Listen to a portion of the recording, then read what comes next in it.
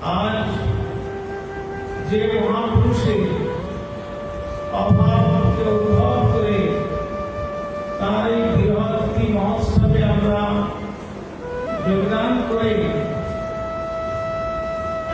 তার পূত চরিত কথামৃত শ্রবণের আমরা সৌভাগ্য লাভ করেছিলাম। তো তিনি শ্রী গৌড়ীয় বেদান্ত সমিতি নিত্যলীলা ভূমিষ্ঠ বিষ্ণুপাল শ্রী শ্রীমান ভক্তি বেদান্ত আচার্য মহারাজ তাঁর প্রাণপদে পুনঃ পুনঃ দণ্ডবত প্রণতি জানিয়ে প্রার্থনা করি তিনি তাঁর স্বধামে থেকে আমার প্রতি পূর্ববৎ কৃপা বর্ষণ করুন। এই প্রার্থনা জানিয়ে আমার মনে হয় যেমন চারটি পিলারের মধ্যে ভিত দিয়ে তার উপরে ছাদ করে যেমন ইমারত তৈরি হয়, তেমনি আমাদের এই গৌড়ীয় বেদান্ত সমিতির একজন অতি সুন্দর শক্তি সামর্থ্য সম্পন্ন পিলার ছিলেন আমাদের ভক্তি বেদান্ত আচার্য মহারাজ। সুতরাং আমি শুনেছি তিনি আগমার ব্রহ্মচর্য ব্রত পালন করে নিষ্ঠার সহিত নিষ্কপটে গুরুপাদ পদ্মের বাক্যকে জীবনের শেষ নিঃশ্বাস পর্যন্ত প্রতিপালন করে গেলেন। আমাদের আগর মঠরাজ শ্রী চৈতন্য মঠে যেমন বিনোদ অর্থাৎ পরবর্তীকালে যিনি ভক্তি প্রজ্ঞান কেশব গোস্বামী ঠাকুর, তিনি আকবর মঠের জমি জায়গা স্থাবর অস্থাবর সম্পত্তি এবং সমস্ত কিছু রক্ষণাবেক্ষণের দায়িত্বভার প্রভুপাদ তাঁকে অর্পণ করেছিলেন। তাতে প্রভুপাদ অত্যন্ত সন্তুষ্ট ছিলেন। ঠিক তেমনি ছিল ভক্তি প্রজ্ঞান কেশব গোস্বামী ঠাকুর, যে চারটি পিলারের মধ্যে এই আচার্য গোস্বামী মহারাজকে যে ভাগ দিয়েছিলেন, ভাগ দিয়েছিল ভক্তি প্রজ্ঞান কেশব গোস্বামী ঠাকুর অত্যন্ত আনন্দ লাভ করেছিলেন। আর তাকে আমরা যখনই দেখেছি শত অসুবিধার মধ্যে থাকলেও কি প্রসন্ন মুখশ্রী। আর আমাদের শ্রী গুরুপাদ পদ্মের অত্যন্ত প্রিয় সেবক ছিলেন ভক্তি প্রেমিক সাগর মহারাজ। সেই সাগর মহারাজের সঙ্গে তার অত্যন্ত ঘন বন্ধুত্ব ছিল। তো যখন তিনি মেদিনীপুর অঞ্চলে প্রচারে যেতেন শ্রী বামন গোস্বামী মহারাজের সঙ্গে, তখন থেকে আমাদের সঙ্গে তার পরিচয় ছিল। বিশেষ করে তমলুকে আমাদের গুরুপাদ পদ্মের স্নেহধন্য নরেন্দ্রনাথ পড়ুয়া মহাশয়ের বাড়িতে এই গৌড়ীয় বেদান্ত সমিতির কম বেশি সমস্ত মহাত্মাগণের চরণধুলি এই সাবিত্রী কুঠিরে পড়েছিল। তো সেখানেও একবার গুরুপাদ পদ্মের সঙ্গে আমি গিয়েছি, দেখলাম যে উত্তরপন্থী মহারাজ এবং শ্রীপাদ আচার্য মহারাজ, ওই সঙ্গে ছিলেন শ্রদ্ধেয় শ্রীমান ভক্তি বেদান্ত বামন গোস্বামী ঠাকুর প্রমুখ। তখন ঘর সম্পূর্ণ হয় নাই, কিন্তু এত মিষ্টভাষী ছিলেন এবং তার চরিত্র এত নির্মল ছিল যে সেটা ভাষায় বলা নয়। আর যা শুনলেন, এই গৌড়ীয় বেদান্ত সমিতি আজ আন্তর্জাতিক পর্যায়ে চলে গেছেন, কিন্তু যখন অত্যন্ত দারিদ্রতাপূর্ণ অবস্থাতে সেই সময় থেকে তিনি তার চিত্তের মধ্যে দৃঢ়তা রেখে, গুরুবাক্যে নিষ্ঠা রেখে তিনি জীবনের শেষ মুহূর্তটুকু পর্যন্ত অতিবাহিত করে গেলেন।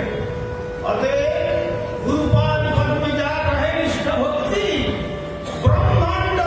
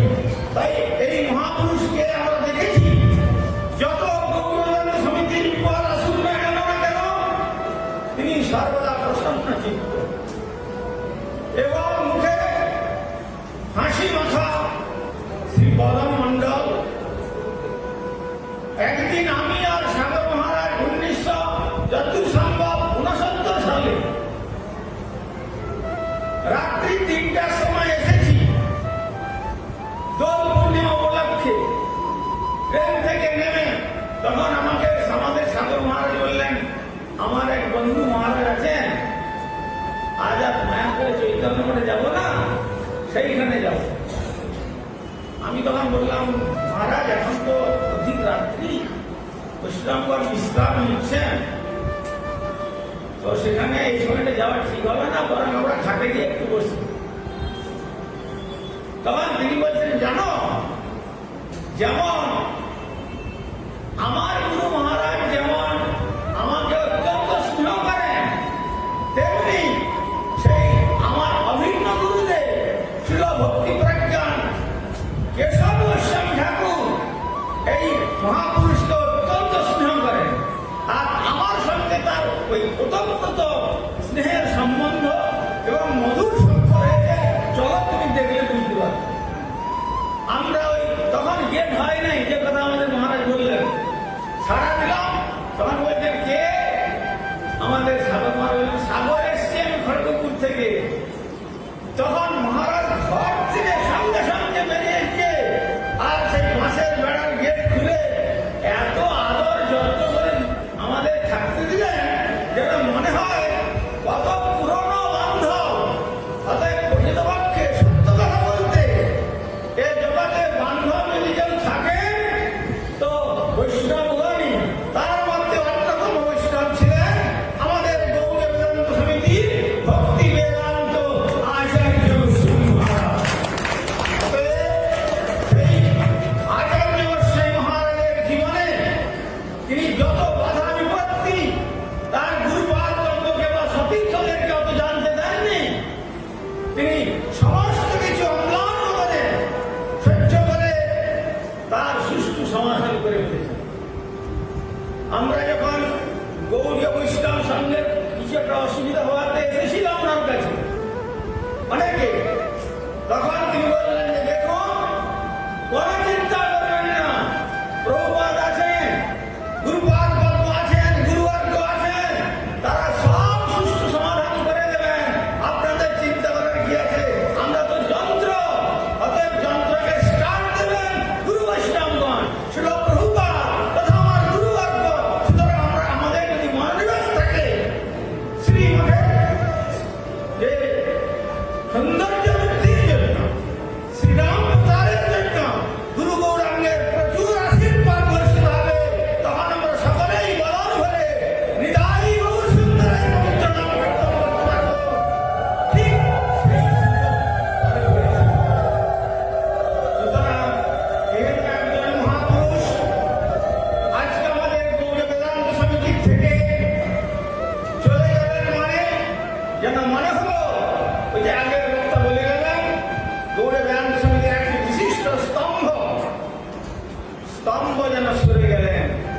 কিন্তু আবার আমি প্রার্থনা করব, সেই স্তম্ভের স্থানে এই যে স্থান তিনি রচনা করেছেন, আমার অভিন্ন গুরুপাদ বর্গ শ্রীশ্রীমৎ ভক্তি প্রজ্ঞান কেশব গোস্বামী ঠাকুর, তিনি কৃপা করে তার পরাক্রমে আবার আরো বহু স্তম্ভকে প্রকট করে এই গৌড় বেদান্ত সমিতির আরো কৃষ্ণ ভক্তি দেশ বিদেশে গৌড়ীয় বিজয় জয়ন্তী করে প্রচার প্রসারে জয়যুক্ত হোক।